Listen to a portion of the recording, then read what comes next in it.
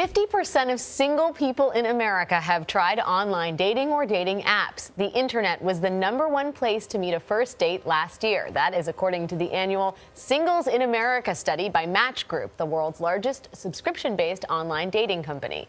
It includes websites and apps like Tinder, Match, OkCupid, and Hinge. The science of love is stretching it. It's the science of matching. Yes, the irony is that we want people off our product. I would say that ultimately people want to come to our apps to meet and fall in love. And so the other piece is that we make our money off subscription.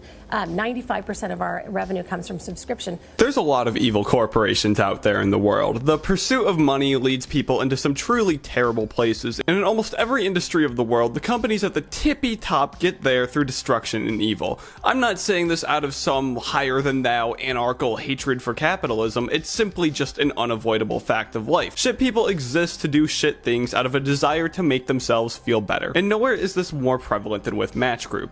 The term evil corporation comes to mind, and you might think of something like BlackRock, Raytheon, Monsanto, Nestle, or literally any oil company that has ever existed all throughout history. Well, I'm here to tell you that you have a very basic idea of the ways corporations can be evil. Because there's a lot more ways a company can destroy a civilization for profit outside of legalized slave labor. What if I told you that today there exists a company that has a 60% hold on how more than half of 2 generations meet and fall in love? One single company has control over hundreds of millions of people all over the planet being able to find a partner. One lone corporation has found a way to manipulate technology and build an industry off the back of one of mankind's oldest and most basic instincts, and then go as far as to work their way into making it a monopoly that can't be stopped by any world government, no matter how damaging it is to society. Today, you're going down the rabbit hole to learn about how Match Group completely steamrolled 2 generations and transformed humanity's desire for companionship into a multi-billion-dollar industry almost entirely controlled by them, how they not only profit off of but serve as a key producer to the loneliness epidemic we live in today,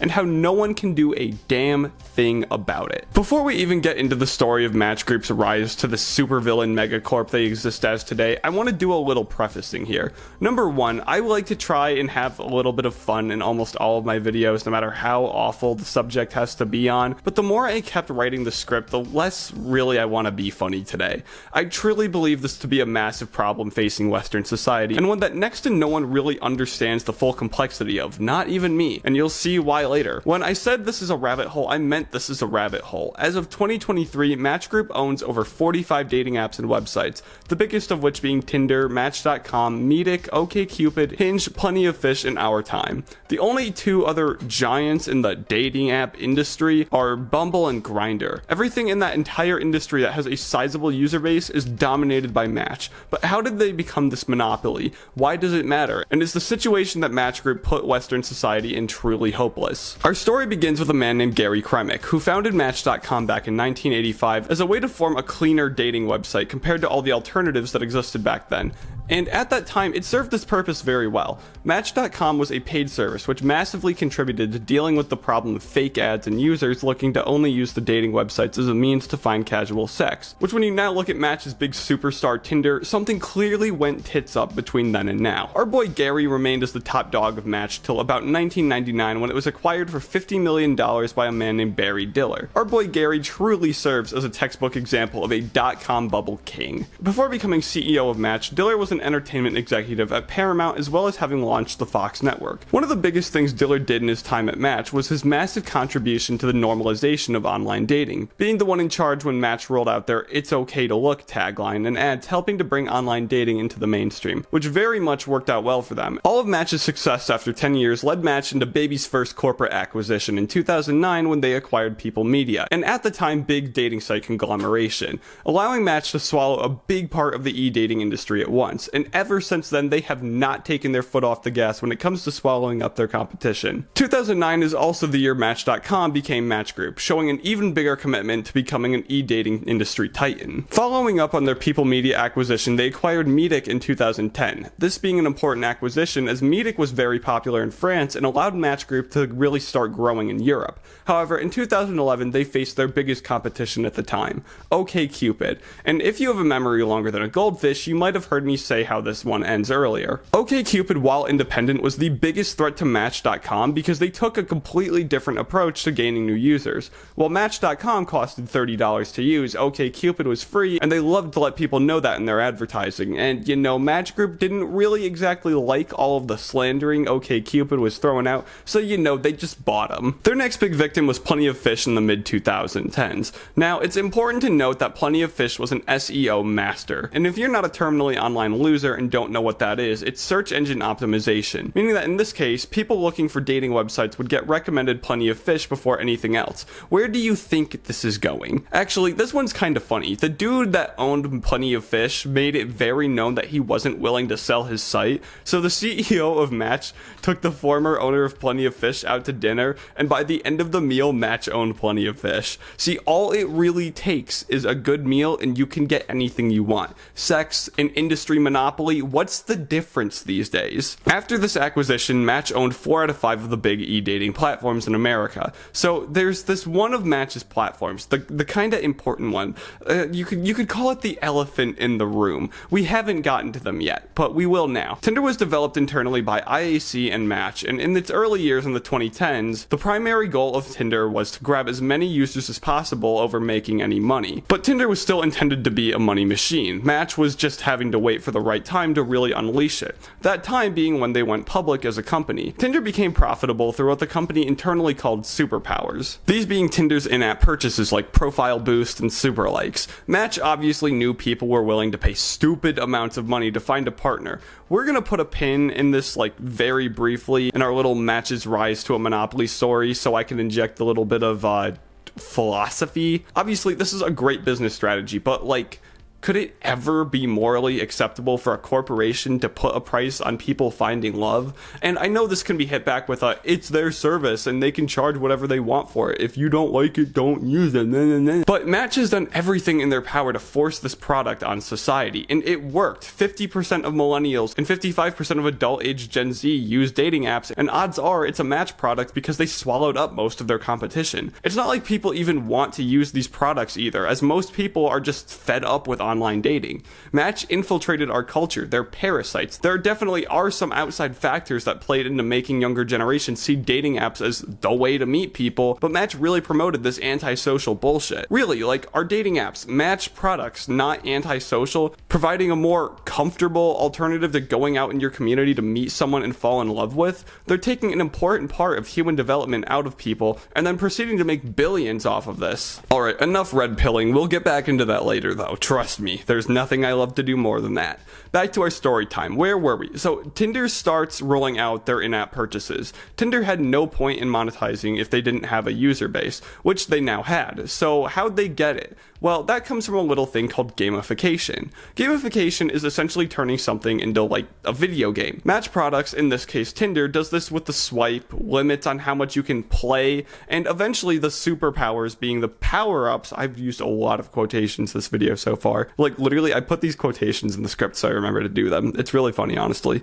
To get you closer to the reward you want, a genuine human connection. Tinder literally has a gameplay loop. Log in, swipe on men or women that make your brain tingle, swipe right on the hot ones, swipe left on the ugly ones. Tinder then stops this loop by force and then allows you to play after however many hours. But hey, you know, you can play a little sooner if you're willing to slide them a few tens every month. God, I'm sorry, but like, isn't this how drug dealers get their users hooked? Offer a little sample, restrain you, then make you pay if you want the whole thing? Yes, that's exactly it. That was not a rhetorical question. Match spent millions on researching the psychology of how to suck out the most amount of money from their users, and the answer they found was the drug dealer approach. Match products are romantic heroin. Sorry, I said I was gonna stop red pilling, but the voices got a little loud and they told me to go for the throat. In 2016, Tinder brought Match around $169 million in revenue. All this was not enough though. Tinder was Match's golden goose, and they needed to protect it at all costs. So Match did what Match does, this time their target being Hinge. Hinge was a originally kind of like a Tinder clone. They just so happened to be the Tinder clone that had the biggest chance at dethroning Tinder. This is due to the rise in public knowledge about hookup culture starting to grow. You know, before society just decided to embrace it instead of getting away from the rot that it is. Yes, the good old days. Tinder was seen as the biggest place for hookup culture, which obviously drew in gross people, but Hinge decided that they'd go all out on the other side of the spectrum, the one not infested with degenerates. Hinge was the Tinder for people that wanted to start an actual relationship, and while it's my opinion that online dating is just fundamentally flawed, if a real dating app that was true to the dating part of its name were to actually pull off making its purpose a reality, it would have been Hinge. Would have, that is.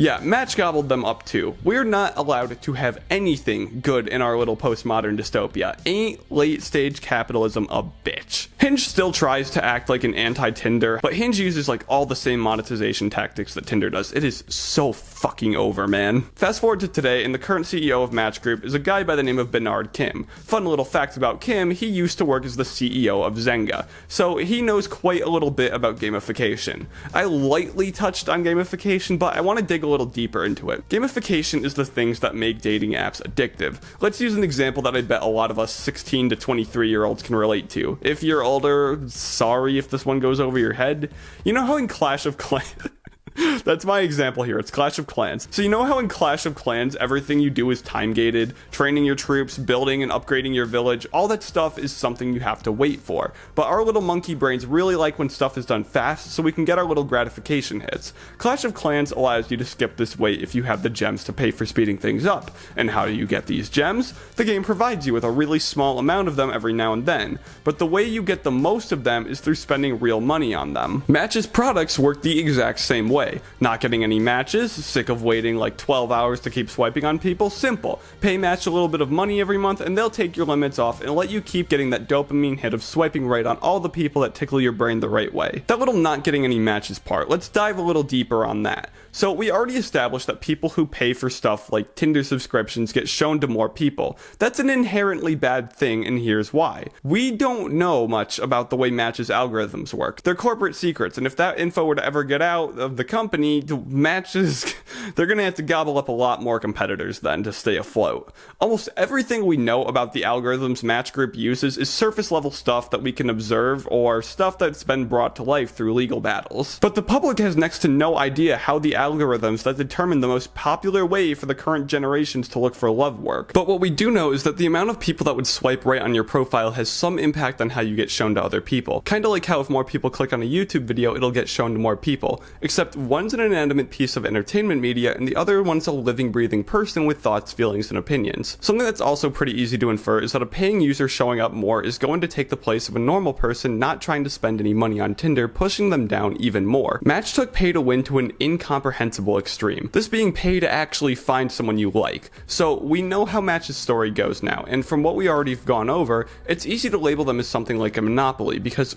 really they are. But there's nothing the US government can really do about it since a lot of the companies they own aren't based in the US. By having control over 60% of an industry and only growing is very clearly a monopoly. I want to get into a few singular examples of Match Group just being the plague on the earth that they are. There was a little incident that went down in 2014 involving OkCupid. They allegedly shared users' photos with an AI company called Clarify. This deal was supposedly done by an OkCupid founder who was also an investor in Clarify. Essentially, this founder just stole the likeness of God only knows how many people on one of his apps to start up another company, basically trying to build his own little infinite money glitch off of the literal identities of the people that gave their trust to this platform, thinking stuff like their faces wouldn't just be handed out to whatever company Match's higher-ups have a vested interest in growing. This isn't the only comeuppance Match has had with user identities. Match has reportedly shared users' data, including information about their political views, ethnicities, and locations with a customer engagement service called Braze, which is a software company that basically does marketing. What's pretty odd is that Match allegedly kind of just gave them this info, didn't really sell it to them. I tried to find more information on why exactly they allegedly did this, but couldn't really find anything. But it's my gut instinct to think it can't be anything good.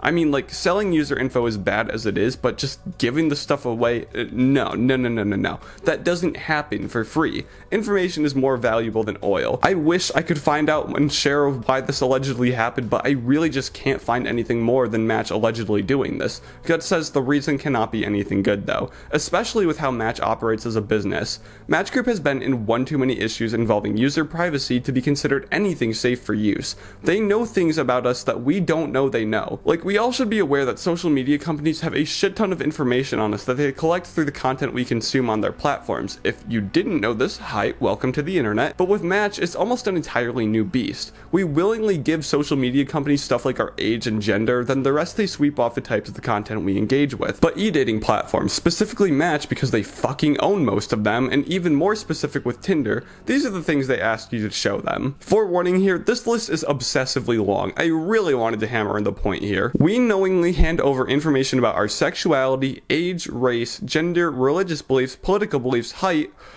photos of ourselves, education, family plans, vaccination status, personality type, communication styles, drinking habits, drug habits, eating preferences, and sleeping habits. This is all the information they ask us for before they even start scraping info off of how we use their platforms. And trust me, they scrape. Take a look at this clip here. When you come onto the app, you say what you're looking for. So you might say, I'm looking for someone who's 6 feet tall and blonde.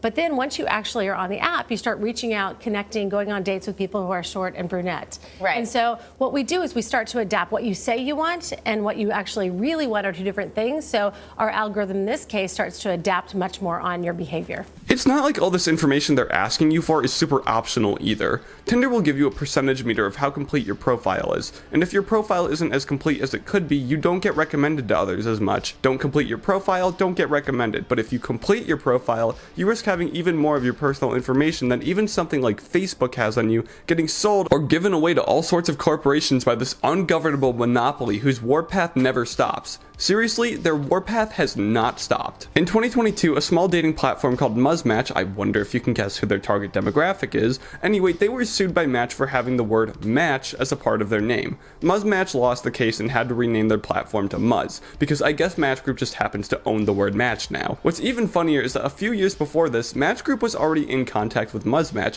and I will give you 3 guesses as to why they got in contact with them. Did you figure it out? Did you even need more than one guess? First, Match offered them like $15 million, and when Muzzmatch turned down the offer, they came back with $35 million, which still didn't work. There was actually another court battle between these two. It happened before the 2022 case, but after they tried to acquire them. In 2019, Match Group accused Muzzmatch of cyber piracy because Muzzmatch had a swipe feature in their app. Muzzmatch lost and had to remove it. For the record, there are other non-Match owned platforms that have a swipe feature in them, prime example of which being Bumble, who Match has also sued before. Can you see the problem here? Unfortunately, the amount of people who use e-dating services is only expected to increase to an estimated 441 million users by the end of 2023, according to Statistica. It is not looking good out here. This corporation, this monopoly, they quite literally grabbed a fundamental human experience by the balls, and because of the way they did it, I have no way of being stopped by a government. So at this point, you might be thinking, is there really any way to stop it? Is there anything that can be done? Yes, absolutely. There is always something that can be done, no matter the situation. If you're on a dating platform,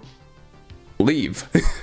just delete it. Delete your account. Do not go back. If you don't think all of this is that big of a deal because it doesn't really affect you personally, it absolutely does. I made a whole video talking about dating apps and their link to hookup culture and how it can pull you in even if you think it can't. It's in the iCard up right now. If you're sucked into this rabbit hole, definitely go and check it out. But if you're not already into that garbage and you want to take the fight to Match Group, the best thing you can do is educate people. Let them know how much information they have on you and what they do with it. Show them how this seemingly innocent company got to where they are. It has never been cooler than it is today to be a schizoid educating people on how evil corporations are. You want to give people a good resource? Share this video, not a shameless YouTuber plug. No.